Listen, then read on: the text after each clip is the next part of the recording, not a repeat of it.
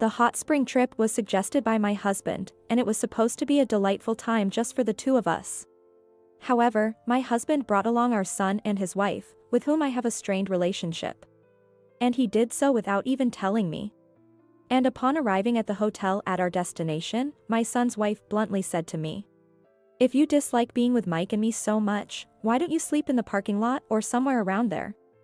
Her words, mocking me along with my son, and my husband's failure to intervene, brought me to my breaking point. "Fine. Do as you please. I'll be sleeping outside then, bye." With that, I spat out and got into the rental car parked in the hotel parking lot, heading out for a night stroll to clear my mind. As I enjoyed wandering the streets until dawn, I heard the sirens of ambulances and fire engines. When I turned my phone back on, which I had previously turned off, I found an incredible number of missed calls from my husband and son. "What the hell are you doing? How many times do you think we called and texted you?" When I answered the call, my husband and son were begging, saying their careless smoking had caused a fire scare at the hotel. I was utterly appalled by my husband and son, who did not even show a hint of apology at this point. So, I gave my husband one last chance and asked him, "Hey, which is more important to you, Mike and his wife or me?" "What? What's with that all of a sudden? Is this the time to be asking that? Just come back already." "I see, that's fine. Well, Mike is your child with that woman anyway, and it seems like I'm no longer in your eyes." Hearing these words, my husband and son were perplexed on the other end of the phone, and that's when I decided to spill a secret. A hidden secret between my husband and son that we had been carrying within our marriage. My name is Elizabeth, 46 years old. This year marks the 20th anniversary of my marriage to James, and we both work for a hobby manufacturer company. With James in sales and me in accounting, just as we have been since our marriage. And between us, we were blessed with a son, Mike, who has become a delightful part of our lives by marrying Jennifer, a girl he met in the same university. To outsiders, we might appear as a normal, happy family, but in reality, we are facing a certain issue. One day, as I was preparing dinner after returning home, I noticed James researching something on the computer. "James, what are you looking up?" Curious, I peered over, and to my surprise, James was on a travel agency's website. Beautiful resorts and hot springs were displayed on the screen, and I couldn't help but lean in closer with excitement. To which James turned to me and said, "Actually, I've been thinking about planning a trip soon." "A trip? That sounds wonderful." I couldn't contain my excitement and raised my voice. "See, we've both been busy working and haven't had much chance for this kind of thing. Don't you think it's about time we let loose a bit?" "Yes, I've been feeling the same way. Fortunately, outside of our busy seasons, we both have flexible schedules that allow for time off." Just thinking about the trip made me giddy with excitement, something that hadn't happened in years. Though James initially helped with household chores after our marriage, he eventually stopped, citing work as the reason, leaving me to handle most of it. This trip, suggested by James himself, was a much-needed break from the accumulated fatigue and stress. More than anything, I was happy that my husband, who usually only showed interest in his work and rarely conversed with me, suggested we go on a trip together. The trip is a great idea, but there's something I've been hesitant to talk to you about. Hesitant about what? What is it? You know what I'm talking about. It's about Mike and Jennifer. Hearing our son and daughter-in-law's names made my expression darken. Indeed, since advancing to junior high, Mike had grown distant and cold towards me, his mother. Ignoring my attempts to talk, he would lock himself in his room or go out, and on the rare occasions he did respond, it was with a dismissive, "It's nothing," or "Leave me alone." At times, he was outright rude, demanding, "Hurry up with the food," or "Give me some pocket money." And there were instances when I was locked out of the house, not just by the door but by a chained gate. Initially, I dismissed it as a phase of rebellion, but when his harsh words and actions persisted, I grew concerned and consulted James several times. However, James brushed it off, saying, "Isn't that just a phase of rebellion or maybe just adolescence? You should understand that and deal with him properly as a mother," showing little concern for the matter. I tried to reach out to Mike, but his attitude remained unchanged. After advancing to high school, he moved into a dormitory. Lived in one during university as well, and hardly ever returned home. Even after marrying Jennifer, I wasn't invited to their wedding, and my letters of congratulations went unanswered. When Mike brought his wife Jennifer home, I immediately sensed a mismatch. Her brightly dyed hair, heavy makeup, and flamboyant attire made her appear like a gal, even at her age.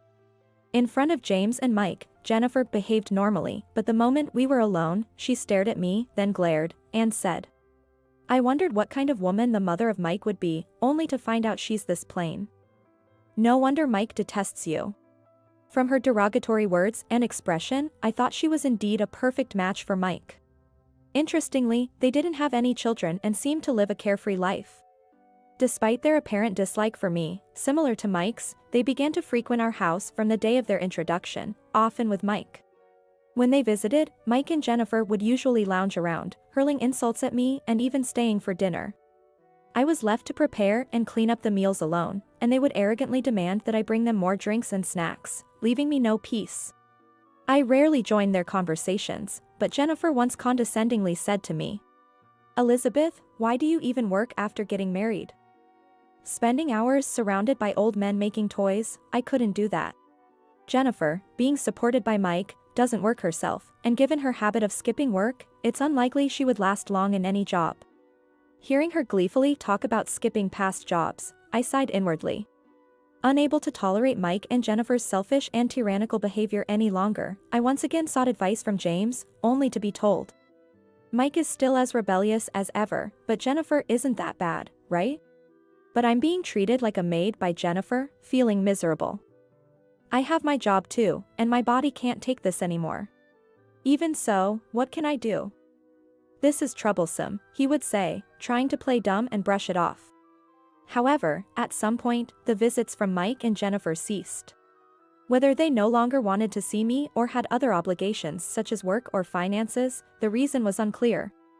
But their absence from our home was certain. Yet, it seemed James was still meeting with Mike and Jennifer. I could sometimes smell their perfume and cigarette smoke on James when he returned home. Being asthmatic, cigarette smoke could be deadly for me. So I had asked Mike and Jennifer to refrain from smoking inside the house when they visited. Regardless of my strained relationship with Mike, feeling at peace for not having to meet them was a relief. Above all, I was done dealing with their unbearable behavior. That's why I made an effort to convince James to ensure that Mike and Jennifer wouldn't interfere. Relieved that James agreed, the destination for our hot spring trip was set to Hawaii. I looked through the guidebook daily, bought new clothes, and eagerly awaited the trip. But the intrusion on the trip was completely unexpected. On the first day of the hot spring trip, we arrived at the security check for the Hawaii-bound plane, pulling our suitcases. Just as we were about to pass through the ticket gates with our boarding passes, there you are, both of you. "Elizabeth, long time no see." Turning around to the familiar voices, I was shocked to see Mike and Jennifer standing there. "What? Why are you here? Didn't Dad tell you?" "We decided to come along to Hawaii." Hearing this, I was dumbfounded, then glared at James. "Mike and Jennifer have always dreamed of going to Hawaii. I'll handle them, so please, let's go together." I was astounded. Knowing I was still being treated poorly, he still chose to prioritize Mike and Jennifer. All my efforts, including work and dieting for this day, were ruined. I decided to leave. There was no point in going to Hawaii with such unpleasant feelings. As I was about to turn back, Mike and Jennifer stopped me. "For the past 11 years, I've wanted to reconcile with you, Mom. But I couldn't bring myself to be honest about it. And ended up behaving that way. I also realized my attitude wasn't right. I wanted to get along with you, Elizabeth. But I kept acting that way and felt awkward coming to your house. You understand, right? We don't want to strain the parent-child relationship any further." I was taken aback. It was the first time Mike had been so humble, let alone Jennifer. Not wanting to be seen as the villain, I reluctantly agreed to go to Hawaii with the four of us. Mike and Jennifer were in high spirits on the plane, ordering and starting to drink alcohol. James was also smiling happily next to me. Meanwhile, I felt an odd sense of unease but tried to distract myself by looking at the scenery outside the window. Upon arriving in Hawaii and renting a car, we started our trip based on the plan James revised on the plane. However, soon after, Mike and Jennifer began to ignore my presence and only spoke to James. At water-based attractions like the Sea Life Park and Waikiki Beach, they tried to trip me, making me fall and get soaked, and at lunch, they would push their leftovers onto me, among other forms of harassment. Feeling the tension, after dinner at the hotel we arrived at, Mike and Jennifer came to our room, wanting to drink alcohol. When James went to the store downstairs to get some snacks, Mike and Jennifer, who had bought alcohol in Hawaii, sat on my bed without asking. Then, Mike took out an ashtray and cigarettes from his pocket. "Hey. This is a non-smoking room. Stop it, please." "What?" "It's fine if we ventilate," Mike said with an annoyed look, and Jennifer also started to take out a cigarette to smoke. I reached my limit and found myself shouting, "Enough. Stop smoking in a non-smoking room. You'll get us thrown out if you don't follow the hotel's rules. What's with you all of a sudden? I told you before that I have asthma and can't handle cigarette smoke. And please follow the hotel's rules." Annoying. Your serious, motherly attitude has always been so irritating. Smoking blatantly in a non-smoking room is the height of rudeness. God, you're so annoying. What's wrong with having fun on a trip? If you hate smoke so much, why don't you sleep in the parking lot or somewhere? As my head went blank from their words, James returned from his errand. "Hey, it's loud even in the hallway. What's with the shouting?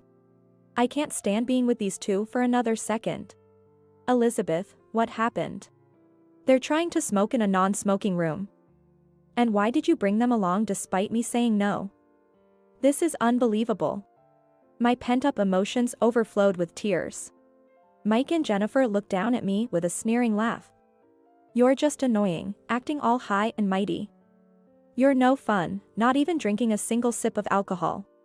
At Mike's words, I felt something snap inside me. Fine, I get it. I'd rather sleep outside than stay here. Bye. Hey, Elizabeth. I quickly gathered my valuables and phone and left the room. James tried to stop me by grabbing my arm, but I shook him off. "Leave me alone. I want to be alone." I hurried out of the hotel and headed to the parking lot. There was no sign of James following me. I got into the parked rental car and drove around Hawaii at night to clear my head. Despite my suspicions, Mike and Jennifer hadn't changed their attitude towards me. And James was no better. Despite my desperate pleas, he brought Mike and Jennifer along without my consent. It seemed impossible to continue the family relationship with them after the trip, especially considering the secret about James and Mike that I had kept as a wife and mother. The more I thought about it, the more anger and sadness overwhelmed me, so I kept driving to calm myself down. As I drove through Hawaii's beautiful night scenery, my heated mind finally cooled down. After driving for a while, tiredness set in, so I parked the rental car in a coastal park and decided to rest inside. I thought I heard sirens somewhere, but I was too exhausted to care and quickly fell asleep. When I woke up, dawn had broken, and the sparkling sea greeted me with its beauty.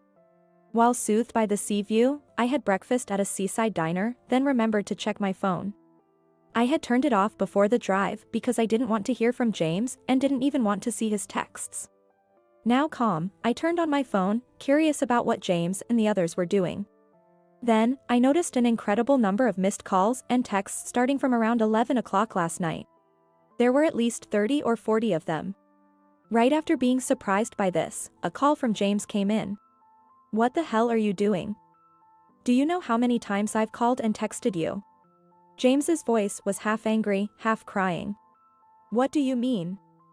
I just had breakfast at a seaside diner." "What? While we're in deep trouble, you're casually having breakfast?" Mike's voice was also heard next to James, sounding irritated. "What trouble are you talking about? It's exactly as it sounds. After you left, the three of us had a little party with cigarettes, alcohol, and snacks, and before we knew it, we fell asleep. And when we woke up, the room was filled with smoke." "What? A fire?" "Yes. It seems the cause was Mike and Jennifer's cigarettes not being fully extinguished." "And everyone was okay?" Somehow it was just a small fire, but fire trucks came in droves, and everyone in the hotel had to evacuate. And now we're being blamed for causing it. Jennifer got a slight burn and was taken to the hospital.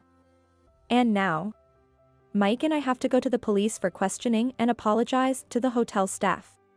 I see. The sirens last night must have been for that. And to think their carelessness caused such a commotion. I was beyond words. Then James, in his carefree and irresponsible manner, said, "So, we're tied up here and can't leave. Can you go to the hospital and stay with Jennifer?"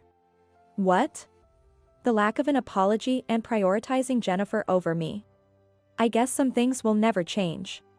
That's why I gave James one last chance by asking, "James, who's more important to you, me or Mike and Jennifer?" What? Why are you asking that now?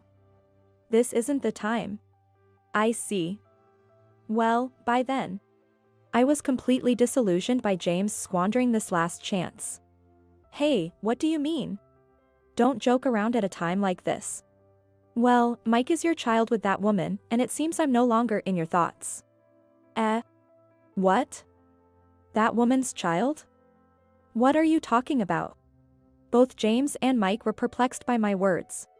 I took a deep breath and decided to reveal the secret I had kept hidden. Mike, you are the child of your father and his mistress. Mike was dumbstruck by my words, and James became even more flustered as I began to tell the secret. 24 years ago, James had an affair with a woman other than me. She was a subordinate at our workplace at the time. By the time I found out, the mistress was already pregnant. She arrogantly told me, "I'll give you the child, so don't demand any compensation." I thought she was the lowest of the low, but I was also torn. It seemed cruel to have the child only to abandon it in some institution. So, I decided to take in the child as mine and James's, without demanding any compensation from the mistress, who was then fired due to the scandal. James's affair also came to light, but taking the child as his own softened the blow. Even though we weren't blood-related, I decided to raise the child as my own. Despite this decision, Mike's rebellious phase began when he entered middle school. I initially thought it was normal childhood behavior, but it continued into high school and university, getting worse over the years. Realizing that Mike was indeed the child of James and his mistress, I was bound by the affection I had developed for him over the years. Unable to cut ties. After explaining this, Mike, confused and shouting over the phone, said, "That can't be. I can't just be some bastard child. I have proof of your father's affair if you want to see it. I keep it with me all the time, thinking James might dispose of it if left at home." Lies. So, you're saying you're not my real mother? That's what I've been trying to tell you. I tried to be a real mother, but I can't anymore. It's clear we don't get along because you have that woman's blood. After my words, Mike seemed to have run out of things to say, falling silent. Realizing the gravity of the situation, James raised his voice at me. "Hey. What are you saying? You promised you wouldn't tell Mike. I don't care about that. Just be grateful for the 24 years I've put up with this. That's all." After that, James continued to rant over the phone, but naturally, I didn't entertain him and promptly hung up, blocking both him and Mike. Then, without visiting the hotel or the hospital, I enjoyed the Hawaii trip on my own and returned to New York before James and the others. Afterward, I packed my belongings, moved back to my parents' house, prepared the divorce papers, and sent them to James. Later, a colleague from work told me the aftermath of their hot spring trip. They were severely reprimanded by the police for their negligence with fire, and on top of that, the hotel demanded a hefty compensation for causing a commotion by smoking in a non-smoking room. James, Mike, and Jennifer had to somehow come up with the money. With the help of a lawyer hired by my parents, my divorce from James was successfully finalized. The divorce quickly became the talk of the office, and James's work performance declined until he eventually resigned quietly. I heard he struggled to find another job, ended up borrowing money from various acquaintances, and finally declared bankruptcy. Mike's income and mental state became unstable after the incident, leading to daily arguments with Jennifer due to the stress of their difficult life. As for me, I became completely enchanted by the charm of the hot springs during my solo trip and now go several times a year with my parents and friends.